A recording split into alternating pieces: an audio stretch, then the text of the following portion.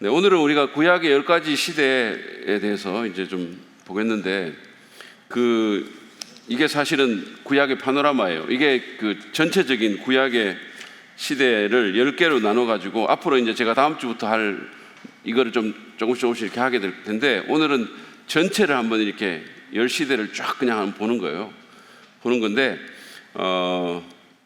그래서 창조 시대, 족장 시대 이렇게 쭉 돼 있는데 거기 뭐 이렇게 별로 내용이 없죠.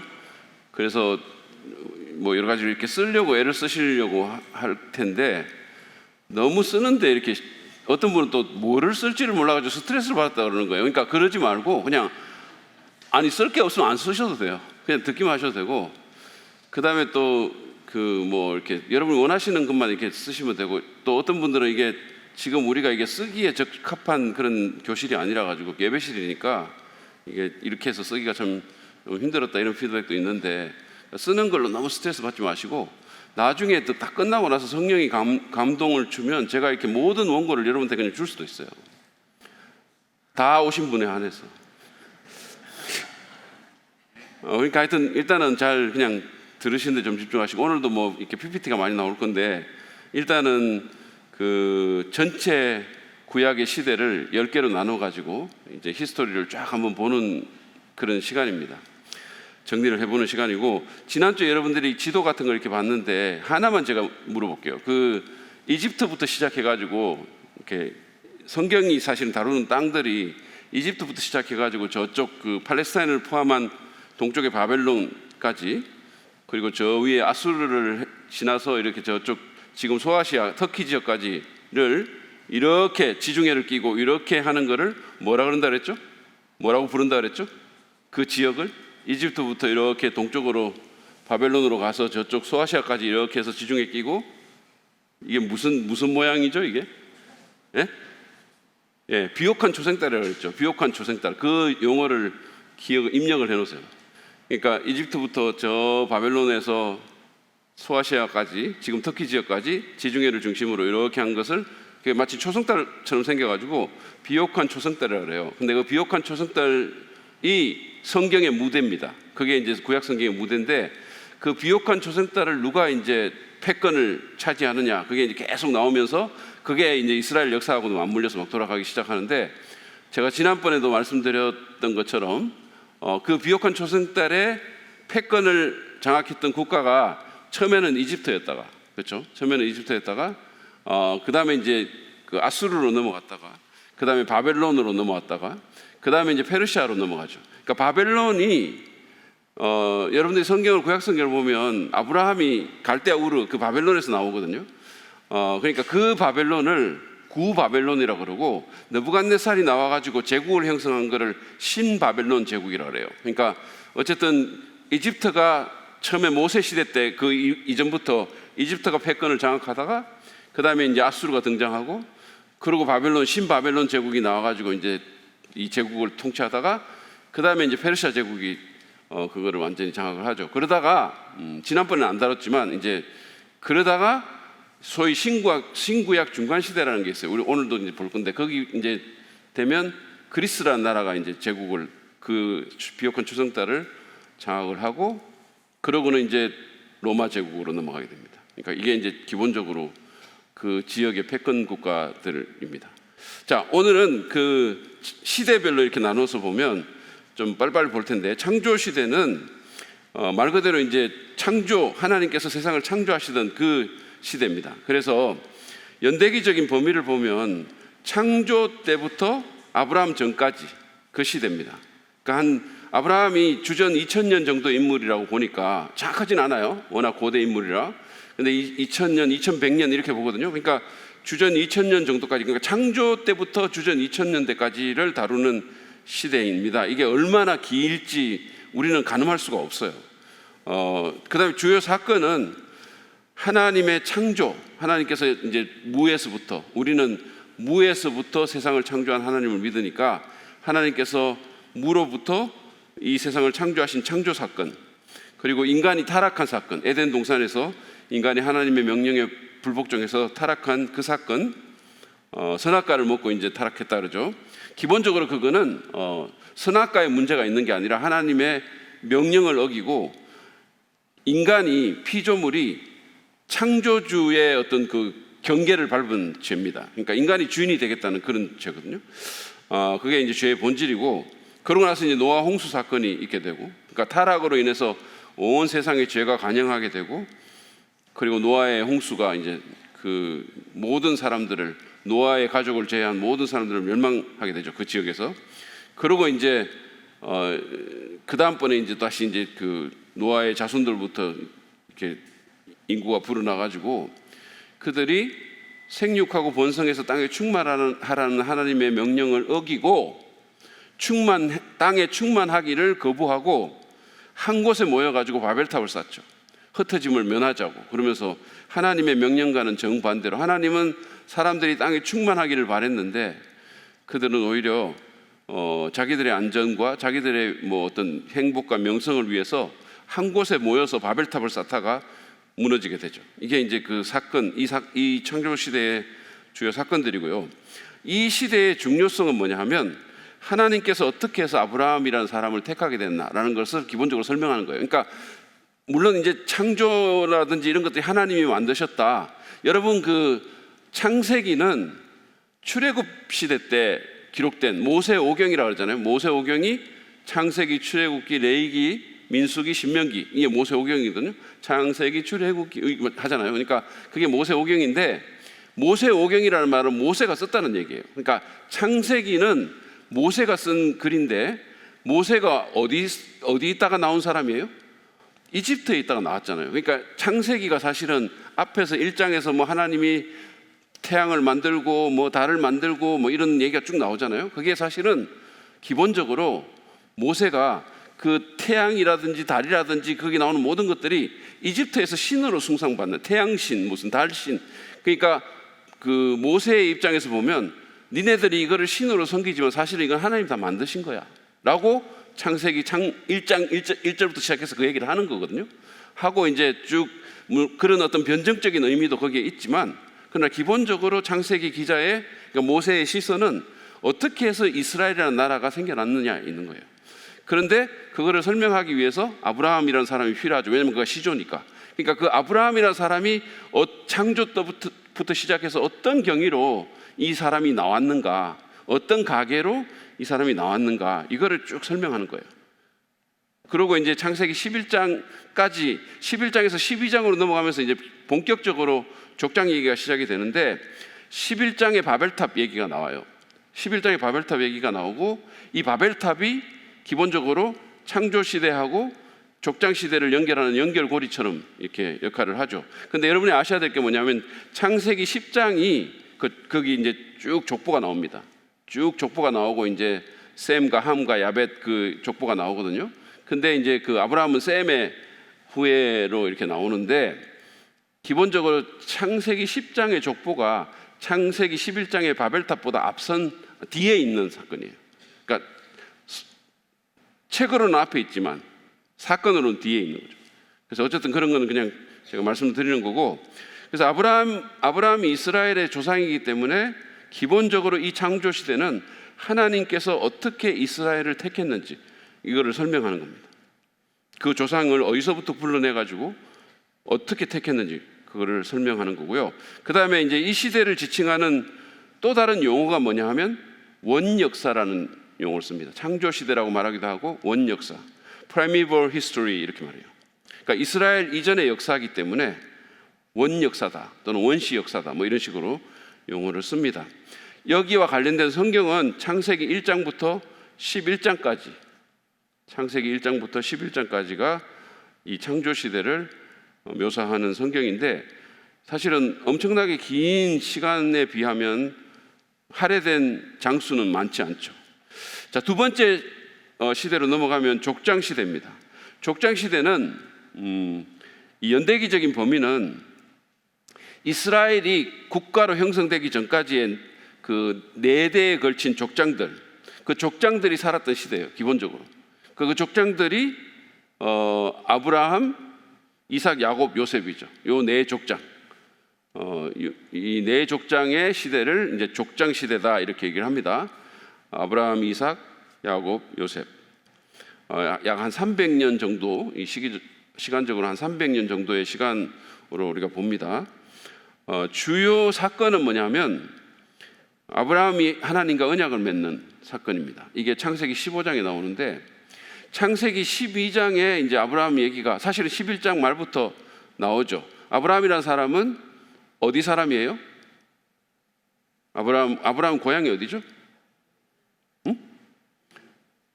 누가 뭐라고 말씀하시는데 제 생각에 갈대아 우르라고 그런 것 같아요. 그렇죠? 아니라고 말할 수도 있지만 저는 그렇게 들었어요. 자, 갈대아 우르는 바벨론입니다. 갈대아 사람은 바빌론 사람이에요. 그 우르라는 도시에서 나왔기 때문에 기본적으로 아브라함은 바벨론 사람이거든요. 근데 바벨론 사람인데 어쨌든 이 사람이 하나님의 부르심을 받고 결국은 이제 이스라엘의 족장이 시조가 되죠. 아브라함, 이삭, 야곱, 요셉. 그래서 이제 이 아브라함이 12장에 보면 이제 그 자기 고향 땅을 떠나게 되고, 그러고는 이제 그 가나안 지역으로 들어오게 됩니다.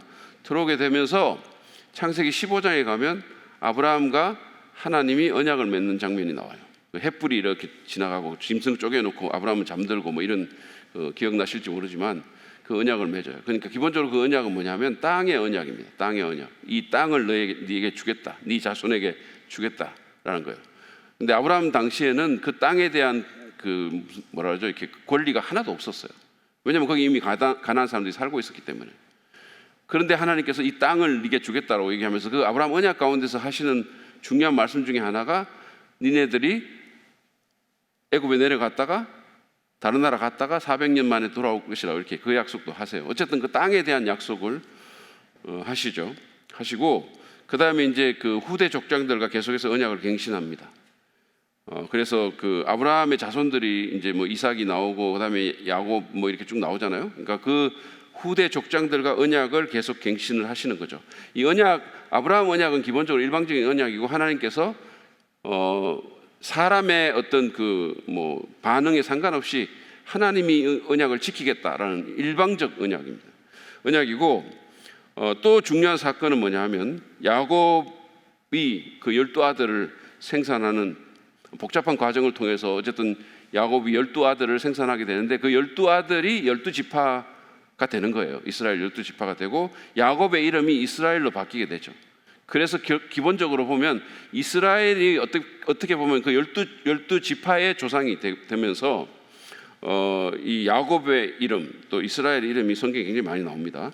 그리고 또 중요한 사건은 요셉이 애굽에 팔려가는, 그러니까 야곱의 12아들 중에 한 사람인 요셉이 애굽에 자기 형들에 의해서 팔려가게 되고 기근이 들고 그러면서 이제 이스라엘 가족이 애굽에 다 내려오는 사건이 있죠. 자, 중요성은 뭐냐 하면 하나님께서 인간의 상식과는 다르게 언약의 대상을 선택하십니다. 그러니까 이게 예를 들어서 아브라함을 하나님이 선택하셨을 때 뭐 사실은 이 사람을 선택할 아무런 이유가 없어요. 여호수아 24장 2절에 보면 옛날에 아브라함과 나홀의 아비 데라를 비롯한 너희 조상은 유프라테스 강 건너에 살면서 다른 신들을 섬겼다. 이게 나와요. 여호수아 24장 2절에. 그러면 아브라함과 나홀의 아비 데라를 비롯한 너희 조상, 그러니까 이스라엘의 조상이니까 아브라함이죠. 그 사람들이 유프라테스 강 건너, 그러니까 지난번에 그 지도 기억나세요? 이렇게 돼가지고 페르시아만이 있고 거기서부터 이렇게 갈라지면서 한쪽은 동쪽은 티그리스고 한쪽은 서쪽은 유프라테스 강이고 그 중간이 바벨론이었었어요. 그리고 그 옆에 보면 우르라는 도시가 있었습니다. 상당히 번성하는 큰 도시였습니다. 그러니까 아브라함이 이 바벨론 사람이란 말이에요. 바벨론 사람이었을 뿐만 아니라 이 사람은 다른 신들을 섬긴 우상 숭배자였어요. 근데 하나님이 어쨌든 이 사람을 선택하신 거예요. 그러니까 무조건적인 선택이죠. 그러니까 우리 인간의 상식과는 좀 다른 거예요. 우리는 어떤 사람의 뭐 퀄리티를 보고 그 사람의 어떤 자질을 보고 누군가를 선택을 하죠. 그죠? 심지어는 제가 우리 교회 사역자들, 우리 교역자들을 할 때도 아무나 제가 막 이렇게 오라고 하지 않거든요. 그렇잖아요. 아무나 내가 오라고 합니까? 박수정을 내가 보고 오라 그러고 이렇게 하는 거죠. 어쨌든 간에 농담이에요. 또 이거 막 이것도 농담하면 농담을 못 알아듣는 분들이 있더라고. 어쨌든 간에 우리가 어디선가 누군가를 선택하면 아무나 무작정 그냥 선택하지 않잖아요. 그런데 하나님은 아무 이유 없이 아브라함이라는 사람을 무조건적으로 선택했어요. 그것은 마치 우리를 선택하는 거와 똑같은 거예요. 그러니까 은혜죠. 은혜로 선택하시고, 그 다음에 또 보면 그 족장들 역사를 이렇게 보면 뭐 야곱과 에서도, 에서가 형인데 야곱을 선택하시죠. 그런 방식으로 하나님은 인간의 상식과는 다르게 그 대상을, 언약 대상을 선택하실 뿐만 아니라 그 택한 자를 보호해 주십니다. 이게 이제 족장 시대에 굉장히 중요한 거죠. 하나님께서 어쨌든 그 족장들을 보호하시는데 하나님의 명성을 거는 거예요. 그들이 아무리 잘못하고 그들이 아무리 뭐 문제가 있어도 계속해서 그들을 보호해 주십니다. 그래서 결국은 이제 그 보호의 일환으로 이게 하나님의 섭리인데, 어떻게 보면 우리가 그래서 이 인생을 살면서 불행한 일들을 만나고 이거는 굉장히 힘들어지는데, 그 힘들어지는 것이 이 섭리를 제대로 우리가 섭리의 역사를 보지 못하니까, 큰 그림을 못 보니까. 사실은 요셉이라는 사람이 자기 형들에 의해서 배신당해가지고 애굽에 팔려갔을 때 10대잖아요 그때가. 그 요셉의 관점에서 보면 얼마나 이 인생이 원망스러웠겠어요. 하나님이 얼마나 원망스러웠을 것이며, 그 다음에 또 그 졸지의 아들을 잃어버린 그 야곱의 입장에서 보면 이게 또 얼마나 청천벽력 같은 소식이고, 아니 이게 왜 이런 일이 내게 생기지, 이렇게 생각할 거 아니겠어요? 그리고 실제적으로 그로 인한 많은 고통들이 있었어요. 그러나 결국은 이게 하나님께서 이스라엘을 애굽으로 데리고 와서 그 애굽이라는 인큐베이터 안에서 이스라엘이라는 나라를 크게 만들기 위한 하나님의 섭리 중에 하나였었어요. 결국은 기근이 생기게 되고, 기근 문제 때문에 이 사람들이 오게 되고, 요셉이 총리가 됐기 때문에 그들을 보호해 주는 거예요.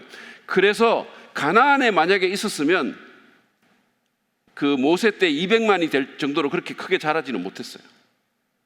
아마 틀림없이 누군가가 치고 이렇게 했겠죠. 그런데 애굽에 와가지고 요셉 때문에 애굽 왕의 보호를 받으면서 그 큰 지역에서 그들이 민족으로서 이렇게 성장해 나갈 수 있었던 거예요. 그게 하나님의 그 섭리죠. 그러니까 요셉이 팔려왔을 때, 형들에게 배반당했을 때는 그 그림을 못 봤기 때문에 너무 이게 안타깝고 쓴뿌리고 원망이고 불평인데, 사실 하나님의 섭리는 거기에 있었던 거죠. 우리도 마찬가지. 우리가 살다 보면 어떤 안 좋은 일들이 생기고 이해할 수 없는 일들이 생기는데, 우리가 반응을 그냥 믿음이 없이 반응하면 진짜 하나님 왜 이런지 원망스럽고 이런데, 우리는 결코 모를 수가 있어요. 그 섭리를, 그 큰 그림을.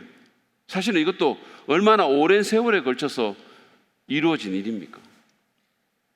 그래서 우리가 섭리를 받아들이는 것, 하나님의 섭리의 손길에 믿음으로 반응하는 것, 이게 굉장히 중요하다는 거예요. 자, 어쨌든 창세기 47장 27절에 보면 이런 말이 있어요. 이스라엘 자손은 이집트의 고센 땅에 자리를 잡았다. 거기에서 그들은 재산을 얻고 생육하고 번성했다. 왜?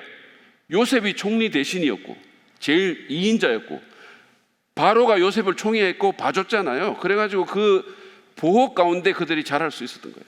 그 고센이라는 엄청난 땅을 그냥 그대로 받아가지고 거기서 성장할 수 있었어요. 그러니까 이스라엘이라는 나라가 큰 나라로 200만이나 되는 나라로 이렇게 성장해서, 그래서 나중에 그만큼 커졌을 때 이제 모세를 통해 가지고 다시 이제 가나안으로 들어가게 되는 거예요. 자, 관련 성경은, 이 족장 시대와 연관된 성경은 창세기 12장부터 50장까지예요.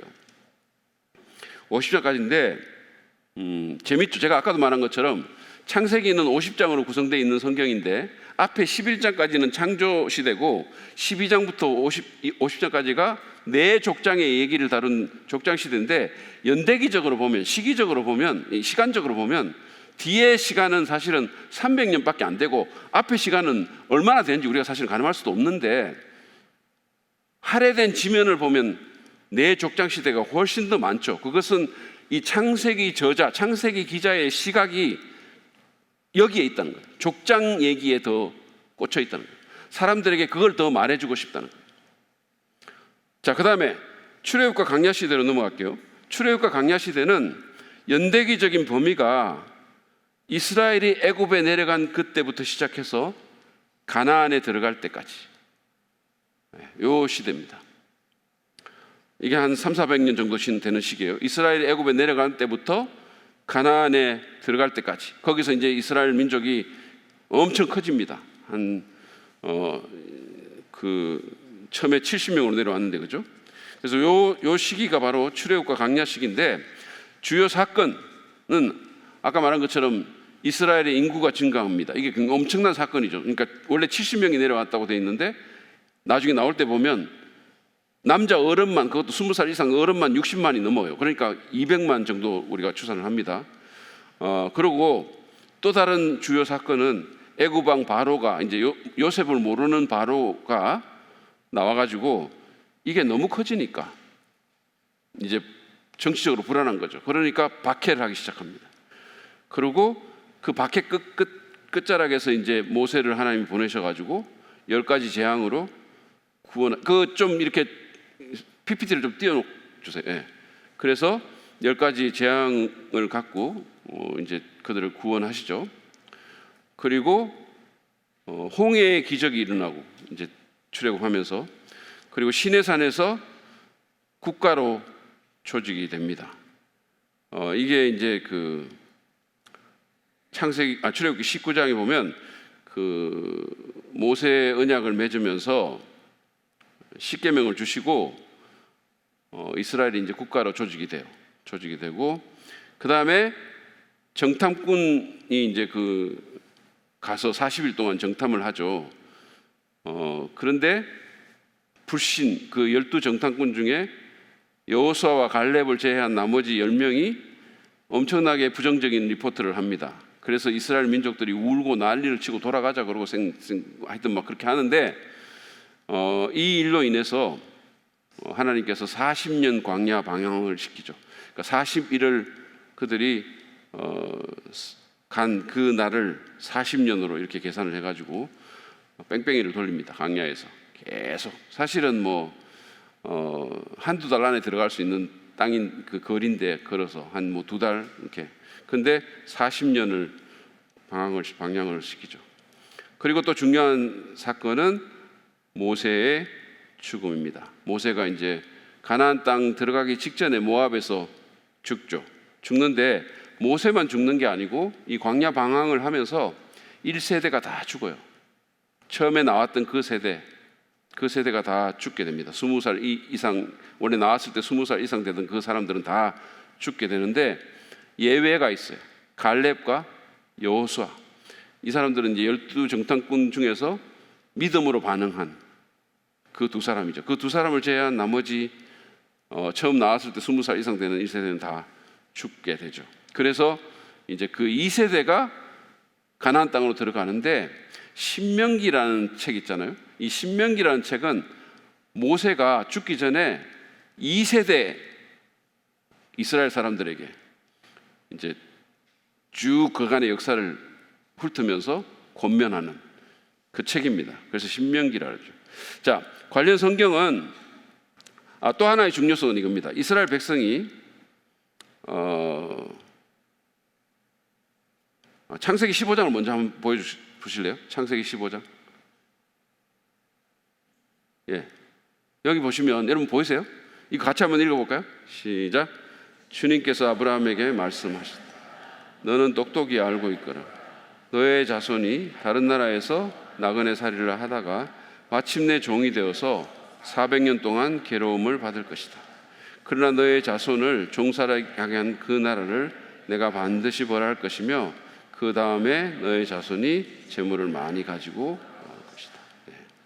그래서 이제 그 400년 동안 처음에는 사실은 괴로움을 받는 게 아니에요. 처음에는 그곳에서 잘 살다가 요셉을 알지 못하는 바로가 나오면서 이제 노예가 되면서 종살이를 하죠. 그리고 이제 거기서 나오게 될 것이라고 창세기 15장에서 이미 예언을 하셨어요. 하나님께서 아브라함과 언약을 맺으면서. 그리고 실제로 그들이 그렇게 나왔죠. 자, 그다음에 또 다른 중요성은 이스라엘 백성이 하나님의 백성으로서 약속의 땅에 들어가기 전에 그 훈련의 시간이 좀 필요했다는 거예요. 그게 또 다른 중요성입니다. 하나님의 백성으로서 약속의 땅에 들어가기 전에 훈련의 시간이 필요했어요. 왜냐하면 이 사람들은 그 이집트에서 노예로 너무 오래 살아가지고 노예 근성이 아예 그냥 몸에 배인 사람들이죠. 거기다가 또 이집트에서 우상 숭배가 만연한 그곳에서 이 우상에 대한 어떤 그런 마음들이 너무 많아가지고 하나님을 온전히 신뢰하는데 너무 부족했던 거예요. 그래서 광야를 돌면서 하나님께서 이 사람들을 훈련시키는 그 마음을 바꾸려고 한 그런 시간들이 필요한 거죠. 관련 성경은 4권입니다. 출애굽기, 레위기, 민수기, 신명기. 제가 아까 족장 시대 때 관련 성경에 여러분 욥기라는 거를 써놓으세요. 욥기는 사실은 족장 얘기를 다루고 있지는 않거든요. 근데 욥기가 굉장히 예전에 쓰인 책이에요. 그러니까 욥기가 이렇게 성경을 보다 보면 시편 앞에 있어가지고 뒤에 쓴 책 같은데 욥이라는 사람이 살았을 때가 이 족장 시대입니다. 학자들은 그때가 족장 시대라고 얘기를 하거든요. 그러니까 욥기도 굉장히 오래전 사람이라는 사실을 그냥 참고적으로 알기를 바라겠고요. 자, 그 다음에 정복 시대로 넘어갈게요. 정복 시대. 정복 시대는 이제 말 그대로 정복하는 시대입니다. 연대기적인 범위가 가나안 땅을 여호수아의 리더십 하에 정복해 가는 시대입니다. 이제 모세에서부터 여호수아로 리더십이 이양이 되고 그 여호수아가 이스라엘 민족을 가나안 땅으로 데리고 들어가서 정복 전쟁을 벌이죠. 정복 전쟁은 한 7년 정도 벌어지다고 해요. 주전 1405년부터 1398년 정도 7년 정도 정복 전쟁을 벌이고 그게 이제 여호수아기에 기록이 돼 있죠. 주요 사건은 요단강이 갈라지는 기적, 여리고가 무너지는 기적. 이게 여리고는 이제 그들이 요단강을 건너서 처음 공격한 성입니다. 그리고 아이성에서 그들이 패배하죠. 여리고에서 승리하고 나서 자만했던지 훨씬 더 작은 성이거든요. 아이성이. 그런데 그거를 빼앗지 못하죠. 정복하지 못하는 패배를 경험하게 되는데 거기에는 불신이라는 게 있었어요. 그 다음에 또 중요한 것은 지파별 땅 분배가 이루어졌고, 그러니까 이스라엘 12지파에게 땅을 이렇게 분배합니다. 분배하고 그리고 여호수아가 죽는 이런 사건들이 중요한 사건이죠. 중요성은 이 구속 역사적 중요성은 뭐냐 하면 이스라엘 각 지파는 가나안을 철저히 진멸하라는 하나님의 명령에 전적으로 순종하지 못했습니다. 그래서 그로 인해서 두고두고 어려움을 겪어요. 그러니까 하나님께서 가나안에 들어가면 가나안 사람들을 철저히 진멸하라 그랬어요. 왜 그러니까 이건 이제 어떻게 보면 전쟁 얘기이기도 하고 또 지금 현대의 관점에서 보면 너무 이렇게 이해하기 힘든 부분들이 있어요. 너무 잔인한 거 아닌가? 뭐 이런 생각 드는데 왜 이런 이 얘기가 있었냐면 가나안은 우상 숭배가 너무너무 심했던 나라인데 그 우상 숭배 가운데는 심지어 자기 자식을 태워서 바치는 임신 제사까지 그러니까 너무나 타락한 나라였어요. 그리고 도덕적으로도 너무너무 타락했고 그러니까 여러분들이 출애굽기를 읽으면서 거기서 뭐 하지 마라 이런 게 나오잖아요. 니네 뭐 무슨 이게 입에 담기도 참 그런데 뭐 니네 고모하고 잠자지 마라 뭐 이런 게 나오잖아요. 그게 왜 다 나오냐 하면 가나안에서 그런 일들이 다 벌어지고 있었기 때문이에요. 그러니까 너무나 도덕적으로 타락했고 영적으로 타락했기 때문에 그 사람들을 남겨두면 결국은 이스라엘이 그들처럼 될 수밖에 없는 이런 상황들이 있기 때문에 진멸하라 그랬던 거죠.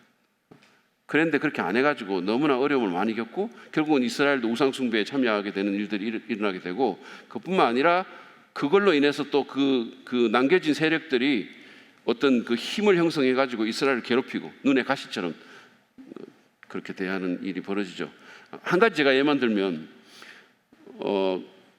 여호수아서에 보면 이스라엘 민족이 가가지고 가드라는 지역을 진멸하지 못해요. 남겨둬요. 근데 나중에 어떤 일이 벌어지냐면 그 가드에서 골리앗이라는 사람이 나옵니다. 가드 사람 골리앗. 그러니까 결국은 하나님께서 이거를 다 멸망시키라고 한다는 이유가 있는데 그냥 놔두니까 그게 결국은 이스라엘 민족을 멸절하려고 하는 그런 일들이 거기서 일어나게 되는 거예요. 자, 어쨌든 그런 것들을 보게 되고요. 정복 시대에 관련 성경은 뭐냐 하면 여호수아서입니다. 여호수아서가 이제 그 정복하는 일과 그다음에 땅을 분배하는 그거를 묘사해 주고 있죠. 사사시대로 넘어갑니다. 사사시대는 연대기적인 범위는 여호수아 사후부터 사무엘 죽음까지, 여호수아가 죽고 나서 사무엘 죽음까지 하나님께서 사사를 통해서 직접 통치하시던 그런 시대입니다. 여호수아가 죽고, 물론 여호수아가 죽고 나서 바로 사사가 일어나지는 않아요. 여호수아가 죽고 나서 이스라엘은 장로 제도가 있어가지고 그 장로들이 이렇게 좀 이게 국가적으로 굉장히 느슨한 연합을 갖고 있었던, 그러니까 제대로 된 국가가 아니었죠. 어떻게 보면 국가는 국가인데 느슨한 연합이 있었고 족장별로 이렇게 좀 나눠져, 그러니까 부족별로 좀 나눠져 있었어요. 그러니까 12지파별로 좀 나눠져 있었고, 그래서 이제 그 장로들의 시대를 지나서 사사가 일어나게 되죠. 사사가 일어나서 이제 사사 시대가 이루어지는 겁니다. 시기적으로는 주전 1380년 정도부터 1050년 정도까지 한 300년, 330년 기간 동안 이제 이 사사 시대, 그러니까 이스라엘의 첫 번째 왕이 누구였죠? 말도 하기 싫으세요? 이스라엘의 첫 번째 왕 사울이죠. 그러니까 사울이라는 왕이 세워지기 전까지, 이게 이제 연대기적인 범위입니다. 특징은 왕이 없이 각각 지파 공동체와 같은 형태로 나라를 이루었어요. 그러니까 강력한 그 왕이 없고 그냥 느슨한 연합처럼 이렇게 지파 공동체로 나라를 이루었고, 기본적으로 이거를 이제 그 연합시켜주는 하나의 그 센터가 성막이라는 거예요. 왕은 없었지만 성막이 있었고, 성막이 이제 실로에 있고 그랬죠. 그래가지고 성막에서 이스라엘 민족들이 하나님을 왕으로 이렇게 모시고 그렇게 살아가야 되는데 믿음이 약했기 때문에 이게 제대로 작동이 안 된 거죠. 어떻게 보면. 자, 사사기 사이클을 한번 보시죠. 사사시대의 사사기 사이클이라는 게 있는데, 사사기 사이클은 이런 겁니다. 먼저는 백성들이 범죄를 하죠. 죄를 짓습니다. 1번 보이시는지 모르지만, 그리고 그 범죄를 하면 하나님이 심판을 내리시는데, 그게 압제, 이방 나라들이 뭐 미디안이라든지 블레셋이라든지 압제를 합니다. 그러면 백성들이 또 이제 간구하고 부르짖고 살려달라고 난리를 쳐요. 그러면 하나님께서 사사를 보내서 구원해 주십니다. 그런데 다섯 번째 사이클이 뭐냐면, 다섯 번째가 뭐냐면, 여기서 이제 구원 다음에 다섯 번째가 뭐가 나와야 맞느냐 하면 예배가 나와야 맞는 거예요. 자기들을 구원해 주신 하나님께 감사하고 그 하나님만은 섬기겠다, 이렇게 돼야 되잖아요. 근데 사사기를 보면 잊어버려요. 그래서 또 어디로 갑니까? 잊어버리고 또 죄를 지어요. 또 죄를 짓고 또 이런 일이 계속 이게 반복이 돼요. 그러니까 사사기를 읽으면서 참으로 안타까운 점은 그들이 하나님의 그 구원을 경험하고 하나님께 감사하고 예배 공동체로 모여가지고 정말 성전에서 부흥이 일어나는 이런 일이 없는 거예요. 계속 이게 반복이 되는 거예요. 오늘날도 마찬가지예요. 우리가 이렇게 급할 때 하나님 찾고 막 하나님 뭔가 은혜를 베푸시면 그게 예배로 이어지고 우리의 신앙이 더 든든해지는 그런 걸로 나가야 되는데 종종 망각하죠. 그게 마치 당연한 것처럼 처음에는 급해가지고 하다가 이게 이루어지면 별로 그렇게 막, 그러니까 그런 거예요. 제가 이렇게 보면 막 저도 예를 들어서 막 저번에 새가족반 54기를 할 때 새가족반 54기가 인원이 너무 적어가지고 그 모집하는데 좀 힘들었거든요. 어떨 때 보면 이럴 때도 있고 저럴 때도 물론 있긴 있지만 그때가 좀 힘들었었어요. 그래서 새가족반 55기 할 때는 정말로 기도를 했어요. 하나님 도와주시고 막 엄청 기도하고 막 했거든요. 그 이번에는 10명이 오신 거예요. 막 그날 처음 보는 분도 막 오시고 이랬어요. 그 하나님이 응답해 주신 거잖아요. 그럼 내가 어떻게 해야 됩니까? 그날 집에 들어가자마자 무릎을 꿇고 하나님 감사합니다, 뭐 이렇게 나가야 되는 게 맞는 거 아니겠어요? 그래서 잊어버리는 거지. 내가 기도했고 하나님 도와주셨는데 왔구나, 뭐 이런 거죠. 그러니까 이게 이런 일들이 있게 된다는 거죠. 제가 그래서 그다음부터 절대 감사 안 했다 이런 뜻은 아닙니다. 진짜 계속 감사하고 있어요. 자, 대표적인 사사를 보면 기드온, 삼손, 드보라, 사무엘 이런 사람들이 대표적인 사사고, 여러분 그 사무엘이 마지막 사사입니다. 사무엘은 독특한 위치에 사실은 있는데 뭐 제사장 역할도 하고 약간 사사기도 하고 이래요. 그런데 마지막 사사인데 선지자 역할도 하고. 그런데 첫 번째 사사가 누군지 아세요? 첫 번째 사사. 뭐 생각하려고 애를 쓰지 마세요. 어차피 모르잖아요. 예. 운니엘이라는 사사입니다. 운니엘. 갈렙과 이렇게 인적 관계였던 운니엘. 그래서 어쨌든 사무엘까지 13명의 사사입니다. 이 시대의 중요성은 왕의 부재로 인해서 사람들이 자기 마음에 오른 대로 행합니다. 사사기 읽어보시면 완전히 진짜 속된 말로 개판이에요. 정말. 이거는 어떻게 그런 일들이 일어날 수 있는지, 막 이게 뒷부분에 가면 19금이에요. 19금. 막 집단 강간이 일어나고 막 토막살인 사건이 있게 되고, 토막살인은 아니죠. 이미 죽었으니까. 근데 죽은 자기 와이프를 토막을 내고 지파에 보내고 내전이 일어나고, 하여튼 이거 뭐 말로 표현할 수가 없어요. 자, 사사기 21장 25절 보이시죠? 같이 한번 읽겠습니다. 시작. 그때에는 이스라엘의 왕이 없었으므로 사람들은 저마다 자기의 뜻에 맞는 대로 하였다. 사실은 왕이 없지는 않았어요. 왕은 하나님이시죠. 이스라엘은 신정국가니까 왕은 하나님이세요. 그런데 이 사람들이 하나님을 왕으로 섬기지 못하고 신앙이 없었고, 그러다 보니까 이런 형국이 된 거죠. 그래서 사사기 기자가 결국 말하려고 하는 게 뭐냐면 이스라엘의 왕이 필요하다라는 거예요. 왕정 체제가 필요하다. 이런 상태로는 계속할 수 없다. 그래서 사사기는 이 왕정 체제의 필요성을 보여주기 위해서 쓴 책이라고 해도 돼요. 그래서 결국은 왕이 나오죠. 사무엘에 의해서 이제 사무엘기로 넘어가면 사무엘에 의해서 사울이라는 왕이 나오게 되는데, 그게 바로 통일왕국 시대입니다. 6번째 통일왕국 시대. 자, 연대기적인 범위를 보면 사울 왕에서부터 솔로몬 왕까지인데, 주전 1050년부터 930년까지 요게 이제 통일왕국 시대입니다. 120년 기간이에요. 특징은 영토나 국력에 있어서 전성기를 이루었던, 특별히 솔로몬 때 전성기를 이루게 되죠. 사울이 40년을 다스리고 다윗이 또 40년을 다스리고 솔로몬이 40년을 또 다스려요. 왜 그랬을까요? 왜 이런 일이 일어났을까요? 외우기 쉬우라고 그렇게 한 거죠. 외우기 쉬워. 하나님께서 이런 걸 잘 외우라고 40 해가지고 120년. 왜 이렇게 쉬운 걸 어렵게 생각하세요? 40년. 자, 그 다음에 이 세 왕에 대한 평가를 한번 보죠. 통일왕정 시대의 세 왕.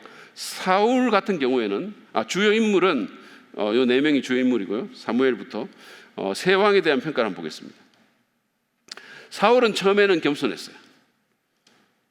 그런데 교만과 불순종으로 인해서 실패했어요. 사울이라는 왕은 처음에는 겸손하고 막 자기는 안 된다고 숨어 있고 이랬는데 왕권을 쥐고 나서 결국은 교만과 불순종으로 실패합니다. 두 번째 다윗이라는 인물은 두 번의 큰 범죄를 저질렀는데, 그게 뭡니까? 바세바와의 간음 사건이 있었고, 그 다음에 또 뭐가 있었죠? 네, 인구 조사를 하는 두 번의 큰 범죄가 있었어요. 그 범죄를 있었지만 하나님 앞에 정직함으로 하나님의 마음에 합한 자라는 평가를 받았어요. 그러니까 다윗은 결코 완벽한 사람이 아니었어요. 다윗은 죄를 범했던 사람입니다. 그런데 사울과 다윗의 차이점이 뭐냐면, 사울은 죄를 범하고 그 죄를 자꾸 합리화하려고 했고 변명하려고 했고 인정하지 않았어요. 그런데 다윗은 그 죄를 인정하고 하나님 앞에 정직했어요. 철저히 회개했어요. 그게 차이점이에요. 그러니까 우리가 하나님 마음에 합한 자라는 그게 우리가 완벽해서 그렇게 되는 게 아니고, 얼마나 하나님 앞에서 정직한가, 얼마나 겸손한가, 이게 중요한 거예요.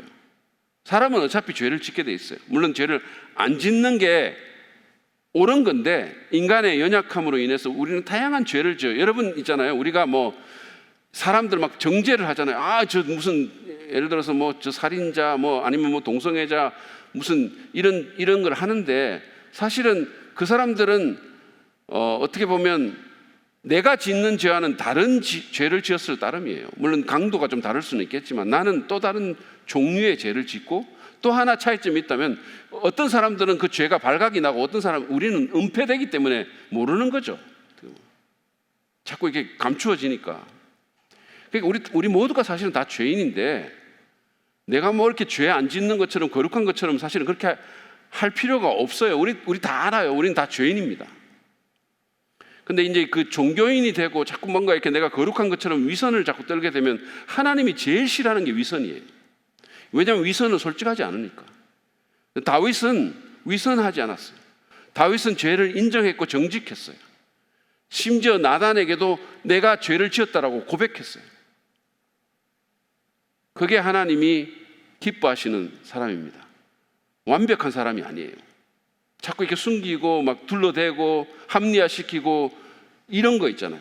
우리 안에 그런 게 있어요. 왜냐하면 두려우니까. 두렵고 막 사람들이 나를 어떻게 생각할까, 뭐 이걸로 인해서 받게 될 뭐 불이익이 뭘까 이런 걸 생각하다 보니까 자꾸 죄를 이렇게 막 합리화시키고 둘러대고 숨기려고 하잖아요. 근데 적어도 우리가 하나님 앞에서 정직할 필요가 있다는 거예요. 그게 겸손이고 그게 하나님의 마음에 합한 자입니다. 자, 솔로몬은 멋진 출발을 했지만 멋진 출발했죠. 정말 하나님께 막 이렇게 지혜를 구해가지고 칭찬받고 그랬는데 정략 결혼한 이방 왕비들의 영향으로 우상 숭배와 배도 이 길을 걷게 됩니다. 믿음을 떠나게 되죠. 너무 안타까운 일이네요. 가장 지혜롭게 시작했는데 가장 바보같이 끝났어요. 물론 이제 마지막에 좀 돌이키는 그런 부분들이 있었겠죠. 자, 주요 사건은 사울의 불순종과 버림받음. 사울이 결국은 하나님께 버림받습니다. 그래서 베냐민 왕조가 끊어지는 거예요.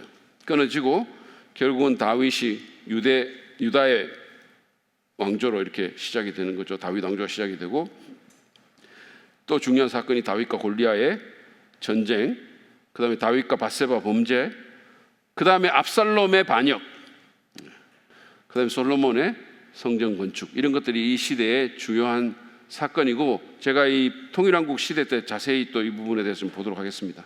자, 중요성은 하나님은 다윗과 언약을 맺으시고 그의 왕조가 영원할 것을 약속하셨어요.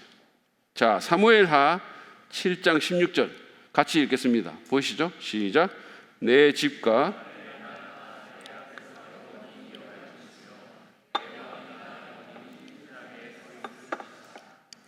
자, 하나님께서 다윗과 언약을 맺어요. 자, 제가 아까 언약 몇 개를 얘기를 했죠. 아브라함 언약을 맺어요. 아브라함 언약은 땅에 대한 언약이라고 했어요. 가나안 땅. 그리고 그 모세와 언약을 맺는데 시내산에서 십계명을 주면서 모세와 언약을 맺는 그 언약은 국가로 조직되는, 이스라엘이 국가로 조직되는 언약이고 그것은 쌍방간의 언약이죠. 무조건적인 언약이 아니에요. 그리고 사무엘하 7장에서 맺는 언약은 왕위에 대한, 왕조에 대한 언약입니다. 이것은 다윗 왕위가 영원할 것이라는 언약이에요. 이것도 일방적인 언약입니다. 결국은 이 언약이 누구를 통해서 성취가 됩니까? 예수님을 통해서, 다윗의 자손 예수를 통해서 이 언약이 성취가 되죠. 자, 관련 성경은 이런 것들입니다. 사무엘상하, 역대상, 그리고 역대하의 일부 조금, 그 다음에 열왕기상 일부, 그리고 대부분의 시편, 그리고 잠언, 전도서, 아가서, 이게 이제 이 시대와 관련된 성경입니다. 여러분, 시편은 대부분 다윗이 많이 썼죠. 물론 이제 시편 137편 같은 시편은 다른 사람이 쓴 것도 있어요. 저 나중에 포로기 때 바벨론 강가에서 뭐 이스라엘을 생각하고 울었도다 이런 시편이 있잖아요. 그 옛날에 팝송 중에 By the Rivers of Babylon이라는 찬송이래. 팝송이 있었어요. By the Rivers of Babylon 이런 게 있었어요. 그게 뭐냐면 시편 137편 가사예요. 보니 엠이라는 사람이 불렀어요. 이 노래 아시는 분? 네. 요분들은 조금 덜 경건한 분들입니다. 보니엠이 불렀던 그게 시편 137편이에요. 그래서 시편 중에는 이제 그 포로기에 쓰여있는 시편도 일부 있는데 대부분은 다윗 시대 때 쓰였습니다. 통일왕국 시대 때. 자, 그 다음에 분열왕국 시대로 넘어갈게요. 자, 분열왕국 시대의 연대기적인 범위를 보면 솔로몬 사후 르호보암 때부터 시작해서 남왕국 유다의 멸망까지, 그러니까 주전 930년부터 주전 586년까지 요 시대가 바로 분열왕국 시대입니다. 나라가 분열됐다는 얘기예요. 우리나라가 남과 북으로 나눠진 것처럼 이스라엘도 그렇게 나눠지죠. 자, 특징은 나라가 남유다와 북이스라엘로 나눠집니다. 이렇게 나눠진 것은 르호보암이라는 그 솔로몬의 아들 르호보암이라는 사람의 미숙함에도 그 원인이 있었지만 더 큰 원인은 솔로몬의 불순종 때문이에요. 하나님께서 네가 불순종했기 때문에 나라를 나누겠다 이렇게 얘기했어요. 자, 그 다음에 분열왕국의 구성을 보면 남쪽에는 두 지파, 유다와 베냐민 두 지파고요. 북쪽에는 에브라임을 비롯한 10지파입니다. 그래서 여러분들이 이제 그 성경을 읽다 보면 특히나 뭐 이렇게 호세아서 이런 데 보면 에브라임아 에브라임아 뭐 이런 표현이 나와요. 그 에브라임아 에브라임이라는 표현은 북왕국을 얘기하는 표현이에요. 왜냐하면 에브라임이 그 10지파 중에서 제일 큰 지파였기 때문에 북이스라엘을 에브라임으로 성경에서 종종 불러요. 어쨌든 간에 그렇게 이제 구성이 되어 있고요. 자, 북이스라엘의 주된 범죄를 보면 우상숭배입니다. 북이스라엘의 주된 범죄는 우상숭배인데 북이스라엘을 다스린 여로보암이라는 사람, 첫 번째 이제 이쪽에서 남쪽에서는 르호보암이 왕이 되고 북쪽에서는 여로보암이 왕이 되는데 이 여로보암이 뭐를 하냐면 나라가 이렇게 나눠지고 성전은 어디에 있었어요? 솔로몬 성전이 어디 있었죠? 어느 도시에 있었어요? 예루살렘에 있었잖아요. 그러니까 남쪽에 있었던 거죠. 그러니까 이 사람이 자기가 이렇게 생각해 보니까 이스라엘 사람들이 하나님을 예배하러 예루살렘에 자꾸 가다 보면 이게 정치적으로 위험하겠다는 생각이 든 거죠. 남쪽에 자꾸 가니까. 그러니까 못 가게 하려고 어떡합니까? 다안에 그리고 베델에 금송아지를 세우면서 여기서 예배해라 이렇게 된 거죠. 그래서 이제 그런 우상 숭배가 시작이 되고 그 다음에 또 아합의 부인인 이세벨에 의해서 이 바알과 아세라를 섬기는 그런 또 일들이 일어나게 됩니다. 자, 분열 왕국의 수도를 보면 북왕국에는 사마리아가, 남왕국은 예루살렘입니다. 그 지도를 보시면 여러분들 좀 대충 예루살렘은 저쪽 그 사해 옆에 이렇게 있고 사마리아는 저쪽에 이제 요단강 중간쯤 이렇게 있어요. 처음에는 원래는 세겜이 북이스라엘 수도였다가 디르샤로 갔다가 이제 아합의 아버지 오므리 때 사마리아가 수도가 됩니다. 자, 분열왕국의 멸망을 보면 북왕국은 주전 722년도에 그 당시에 패권 국가인 아수르에 의해서 멸망당하고 남쪽 왕국은 조금 더 가요. 주전 586년에 바벨론에 의해서 신바벨론 제국에 의해서 멸망합니다. 그래서 이 두 나라가 분열이 돼가지고 북쪽 나라는 한 200년 정도, 남쪽은 350년 정도 이렇게 쭉 지속을 합니다. 자, 주요 사건을 보면 주요 사건은 베델과 다안에 금송아지를 세우는 것, 이게 이제 있었고 이게 여로보암의 죄죠. 자, 그다음에 이세벨에 의한 바알과 아세라 도입이 있었고 갈멜산에 그 엘리야가 나타나서 전쟁하는, 엘리야는 아합 시대 때 활동했던 선지자입니다. 그 다음에 히스기야, 남쪽 나라의 의로운 왕이었던 히스기야가 기도했던 것, 벽을 보고 기도해서 수명을 15년 연장받았던 기도, 그 다음에 요시야가 개혁을 시도했던 것, 그리고 결국 예루살렘 성전이 바벨론에 의해서 파괴되는 것, 이게 이제 주요 사건입니다. 자, 중요성을 보면 중요성은 이거예요. 이스라엘이 분열된 것과 분열 왕국이 멸망한 것은 다 범죄에 대한 하나님의 심판이에요. 여러분, 죄는 결과를 낳게 됩니다. 죄는 결과를 낳게 돼요. 결과 없는 죄가 없어요. 그래서 결국 나라가 이렇게 멸망하게 되고요. 그 다음에 남유다에서 보면, 그러니까 나라가 둘로 나눠져 있을 때 북쪽은 계속 왕들이 바뀌어요. 왕조가 계속 바뀝니다. 그런데 뭐 시므리 왕조였다가 오므리 왕조였다가 계속 바뀌어요. 그런데 남쪽에서는 계속 다윗의 자손이 왕이 돼요. 계속. 그래서 남유다의 정통성이 있는 거죠. 하나님께서 남쪽을 통해서 계속해서 자기가 다윗과 약속했던 그 다윗의 왕위가 계속 이어지도록 이렇게 하시죠. 자, 북왕국에서 활동했던 선지자들을 보면 이런 사람들입니다. 엘리야, 엘리사, 호세아, 요나, 아모스. 요나가 그 불순종해가지고 막 이렇게 그 갔던 그 아시죠? 선지자. 그 사람은 북쪽에서 활동했고요. 호세아서를 읽어봐도 호세아서에 보면 계속해서 에브라임아, 에브라임아 이래요. 왜냐하면 호세아가 북왕국에서 활동했기 때문에. 아모스 같은 사람들입니다. 그 다음에 남쪽은 하박국, 이사야, 예레미야, 요엘, 미가, 스바냐, 나훔, 오바댜 이런 사람들입니다.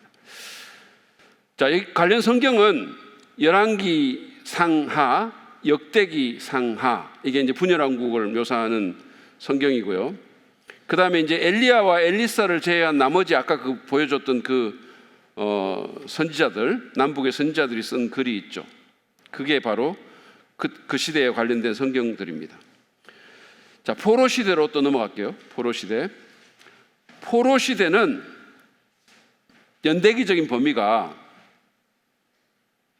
이스라엘 백성이 바벨론의 포로조선으로 잡혀가 있던 시기입니다. 그러니까 느부갓네살이 이스라엘을 이렇게 멸망시키고 나중에 페르시아 제국이 바벨론을 정복해가지고 포로를 돌려보내기 전까지 그때 시간입니다.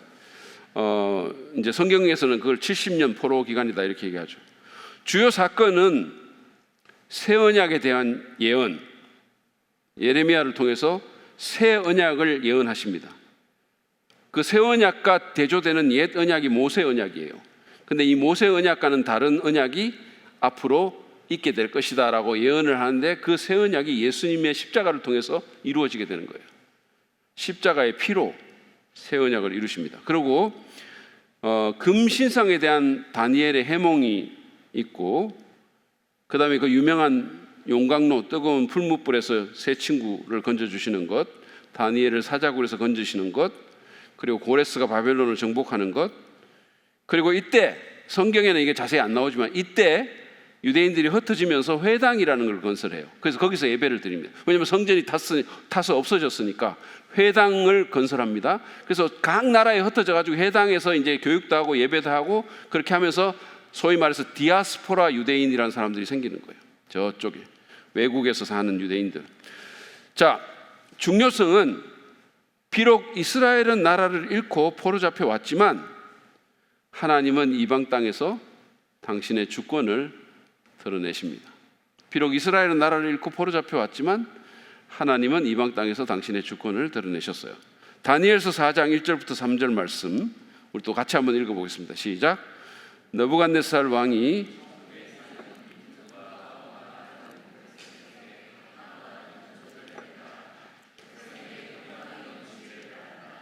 가장 높으신 하나님이 나에게 보이신 표적과 기적을 백성에게 기꺼이 알리고자 한다. 크도다 그 이적이여, 능하도다 그 기사여, 그 나라 영원하고 그 통치 대대에 이를 것이다. 이걸 누가 말했다고요? 느부갓네살 왕이 말한 거예요. 느부갓네살 이방의 왕이 전국에 조서를 내려가지고 하나님이 너무나 큰 왕이시고 그 나라가 영원하다 이렇게 얘기했어요. 대단한 거죠. 여러분 느부갓네살을 천국에서 만날 수 있을까요? 없을까요? 1번 있다. 손 들어보세요. 1번 있다. 믿음이 크신 자들. 2번 없다. 모르겠다. 뭐 우리는 사실 정확하게 모릅니다. 그런데 저는 만날 수 있을 거라고 봐요. 느부갓네살이 이렇게 그 다니엘서를 읽어보면 영적인 그런 그 여정이 이렇게 쭉 나와요. 점점 하나님을 믿는 자로 변모해 갑니다.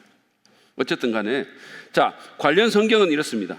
다니엘, 에스겔 그리고 시편 137편과 같은 소수의 시편이 이 포로 시대에 쓰여집니다. 자, 이제 9번째 포로 귀환 시대로 넘어갈게요. 포로 귀환 시대. 연대기적인 범위는 고레스 왕이 페르시아 왕인데 고레스 왕이 바벨론을 정복하자마자 칙령을 내립니다. 그래가지고 바벨론과는 완전히 다른 정책을 써요. 바벨론은 백성들을 정복하고 붙잡아 갔는데 고레스는 돌려보내는 정책, 자기 나라 땅으로 돌려보내는 정책을 쓰죠. 그래서 포로들이 3차에 걸쳐서 돌아옵니다. 이 시대의 지도자들은 누구냐? 스룹바벨, 총독 스룹바벨, 에스라 학사, 에스라 율법학자, 그리고 느헤미야, 이 세 사람이 지도자들입니다. 자, 귀한 시기를 보면 1차는 주전 537년이고 2차는 주전 458년, 3차는 주전 444년 정도 돼요. 여러분, 이거는 나중에 또 우리가 갈 때 보도록 하겠고요. 기한 규모도 뭐 이렇게 됩니다. 1차에는 49,897명 정도가 되고 2차는 남자 어른만 기록되어 있는데 1,773명 정도 되고 뭐 아이들까지 다 하면 9,000명 정도라고 추산을 해요. 3차는 아예 그 느헤미야만 나와 있고 명확하지 않습니다. 얼마나 다 같이 왔는지 명확하지 않아요. 자, 주요 사건을 보겠습니다. 주요 사건, 성전이 재건되고 그래서 스룹바벨 성전이라는 게 생기죠. 여러분, 솔로몬이 성전을 원래 만들어가지고 솔로몬 성전이 불에 타서 586년에 없어지잖아요. 그리고 이제 귀환한 포로들이 와서 예루살렘의 성전을 또 세웁니다. 이게 스룹바벨 성전이에요. 스룹바벨 성전인데 나중에 이제 이게 헤롯이라는 왕이 유대인들의 환심을 살려고 이걸 크게 증축을 하죠. 그래서 그것을 헤롯 성전이라고 얘기를 하고 예수님이 살아 계셨을 때 그 성전이 바로 이 스룹바벨 성전을 증축한 헤롯 성전이에요. 자, 그 다음에 이제 성벽 재건, 느헤미야가 성벽 재건하는 그 일을 52일 만에 성벽을 재건하는 그런 일을 하죠. 자, 중요성은 이겁니다. 하나님은 모르드게와 에스더를 통해서 유도 민족을 구원하십니다. 이 시대 때 유대인들이 멸절될 수 있었어요. 하만이라는 사람의 음모로 유대인들이 멸절될 수도 있었습니다. 유대인들이 멸절되면 어떻게 돼요? 하나님의 구속의 역사가 이루어지지 않겠죠? 하나님께서 기적적으로 보호해 주시죠. 에스더의 헌신을 사용하셔서. 그래서 유대인들이 이렇게 극적으로 구출되는 것을 기념하는 절기가 부림절이라는 절기예요. 부림절. 또 하나의 중요성은 하나님은 오래전에 하신 포로 귀환에 대한 당신의 약속을 지키셨다. 하나님께서 70년 만에 너희들을 돌아오게 하겠다라는 그 약속, 예레미야를 통해서 하셨고 그 약속을 하나님이 지키십니다. 심지어는 이사야 때도 약속하셨는데 너무나 놀라운 것은 뭐냐면 이사야서가 주전 700년에 쓰여졌거든요. 그러면 포로 귀환이 언제 일어나냐면 537년에 일어납니다. 고레스가 539년에 정권을 잡아요. 그러면 여러분 한번 생각해 보세요. 주전 700년부터 540년이면 몇 년 차이가 납니까? 수학이 잘 안 되시죠? 160년 정도 차이가 나요. 근데 160년 전에 하나님께서 고레스라는 사람의 이름까지 부르면서 예언을 해요. 자, 보세요. 이사야서 45장 27절부터 28절을 보면 이런 게 나옵니다. 하나님께서는 깊은 물을 보시고는 말라라 내가 너의 강물을 모두 마르게 하겠다 하시며 고레스를 보시고는 너는 내가 세운 목자다 나의 뜻을 모두 네가 이룰 것이다 하시며 예루살렘을 보시고는 네가 재건될 것이다 하시며 성전을 보시고는 너의 기초가 놓일 것이다 하신다. 놀라운 거예요. 정말 놀라운 거죠. 그 다음에 예레미야 29장 10절입니다. 나 주가 분명히 말한다. 너희가 바벨로니아에서 70년을 다 채우고 나면 내가 너희를 돌아보아 너희를 이곳으로 다시 데리고 오기로 한 나의 은혜로운 약속을 너희에게 그대로 이루어 주겠다. 이런 일이 생깁니다. 자, 그 다음에 마지막으로 이제 침묵시대입니다. 침묵시대. 자, 침묵시대는 연대기적인 범위는 말라기 이후부터 우리 침례자 요한이 나타나기까지 일체의 선지자가 나타나지 않았던 시대입니다. 하나님께서 공적으로 말씀하지 않았던 시대. 그게 바로 침묵시대입니다. 그러니까 여러분들이 말라기에서 마태복음으로 넘어가는 것은 한 장만 넘기면 되지만 시기적으로는 400년이라는 시간이 거기 있었다는 얘기예요. 포로 기한 시대 때 관련 성경은 에스라, 느헤미야, 에스더, 학개, 스가랴, 말라기 이런 겁니다. 자, 침묵 시대로 다시 갈게요. 이 시대는 신구약 중간 시대라고 말하기도 합니다. 신구약 중간 시대 이렇게 말합니다. 그러니까 중간사 뭐 이런 얘기를 하죠. 자, 세계 정세를 보면 주도권이 이제 페르시아에서 그리스로, 헬라로 넘어갑니다. 그리스로 넘어가고 이스라엘이 알렉산더 사후에 갈라진 포톨레미와 셀류크스에게 지배를 받다가 로마에게 지배를 받게 돼요. 이건 되게 재밌는데 시간이 많이 갔기 때문에 제가 설명 안 할게요. 나중에 얘기를 하도록 하겠습니다. 정치적인 당파는 마카비 이 반역했던 반란을 일으켜서 안티오코스 에피파네스와의 전쟁에서 이겼던 마카비, 그래서 이제 성전을 깨끗게 한 수전절을 이룬 마카비라는 사람이 있었고 그 당파가 있었고요. 열심당이라는 반로마 제국 당이 있었고 그 다음에 헤롯 당이 있었습니다. 종교적인 당파로는 사두개파, 바리새파, 에세네파 이런 것들이 있었고요. 자, 중요성은 뭐냐 하면 이스라엘 사람들이 혼란과 억압 가운데서 메시아를 대망하게 되는 겁니다. 그들이 나라를 잃고 선지자도 없고 가난해지고 억압받으면서 우리를 구원할 구원자 메시아가 나왔으면 좋겠다라고 그 메시아를 대망하게 되는 그런 일이 있게 됩니다. 자, 이 시기에 관련 성경은 뭘까요? 없죠. 침묵식이니까 없어요. 제가 여러분들이 이렇게 너무 좀 이렇게 이게 시간이 오래 가가지고 좀 그러시죠, 그죠? 자, 이제 마치겠습니다. 적용적 교훈을 세 가지만 보고 마치도록 할게요. 첫 번째는 하나님은 오랫동안 우리의 구원을 준비하셨다는 거예요. 여러분, 우리가 누군가의 사랑에 대해서 말을 할 때 그 사랑을 평가하는 평가 기준이 다양하게 있죠. 얼마나 많이 희생했나, 얼마나 내게 뜨겁게 사랑했나, 뭐 얼마나 내 필요를 잘 채워주나 이런 게 있잖아요. 근데 얼마나 오랫동안 사랑하는가, 이것도 굉장히 중요하죠. 얼마나 오랫동안 사랑하는가, 그죠? 하나님은 여러분 우리가 오늘 본 것처럼 우리를 구원하시고 우리를 사랑하시기 위해서 그 오랜 시간을 다 건너오셨어요. 우리가 오늘 본 그 시간, 그 시대를 다 건너서 계속적으로 우리를 생각하시고 우리를 위해서 구원을 준비하셨어요. 그래서 에베소서 1장 4절에 보면 하나님은 창세전에 그리스도 안에서 우리를 택하시고 사랑하셨다. 세상이 생기기도 전에 하나님은 여러분을 사랑하셨어요. 생각하시고. 그 사랑이 얼마나 오랜 사랑입니까? 얼마나 많은 방해물과 얼마나 많은 여러 가지 사건들을 거치면서 하나님이 우리를 위해서 구원을 준비하셨나. 그러니까 하나님의 사랑이 얼마나 신실합니까? 우리가 그 사랑에 감사하며 찬양하는 겁니다. 두 번째 적용적 교훈은 하나님은 인간의 죄와 실패에도 불구하고 당신의 계획을 이루어 가신다는 거예요. 이게 이 시대를 우리가 보면서 받는 교훈이에요. 여러분, 하나님이 오늘 우리가 이런 시대를 보면 여러 가지 인간의 실패가 있어요. 인간의 실패들이 야곱의 형제들, 야곱의 아들들이 요셉을 팔기도 하고 온갖 죄도 있고 여러 가지 실패가 있죠. 그다음에 아브라함이 저쪽에 가가지고 자기 부인 사라를 이렇게 막 내 시스터라고 얘기를 해가지고 그래서 거의 이집트 왕 아내가 될 뻔하기도 하고 첩이 될 뻔하기도 하고 이런 일들이 있어가지고 결국 구속의 계획이 완전히 무너질 뻔했는데 결국은 뭐예요? 하나님께서 그 모든 인간의 죄와 실패를 넘어서서 당신의 계획을 이루시죠.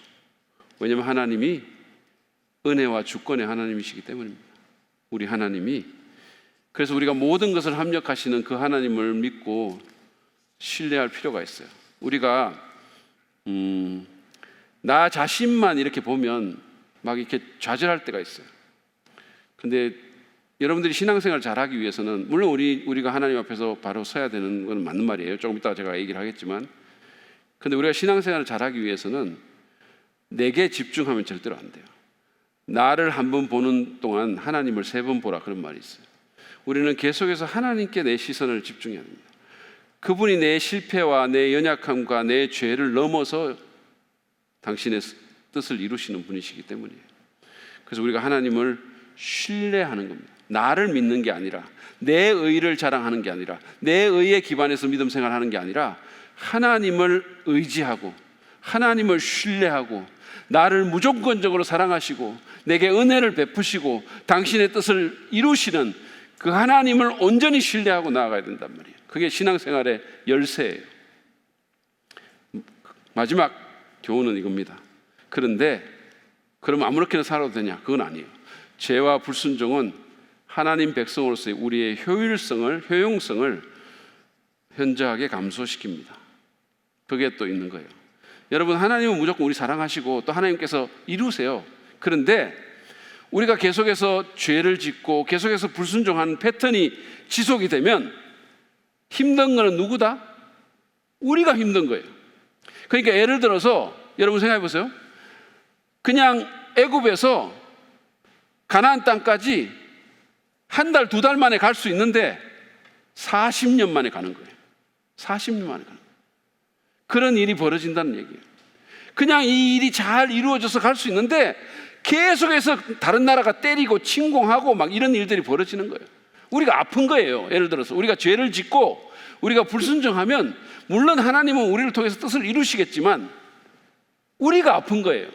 하나님이 우리를 정신 차리게 만들려고 계속 망치로 치시고 그냥 바로 갈 수 있는 길을 둘러가게 하시고 이런 일이 벌어진다는 얘기예요. 그래서 우리가 하나님 앞에서 헌신하고 하나님께 순종하고 하나님 바라보면서 믿음의 삶을 살아야 할 이유가 거기에 있다는 말씀입니다. 그 사실을 우리가 기억하시기를 바랍니다.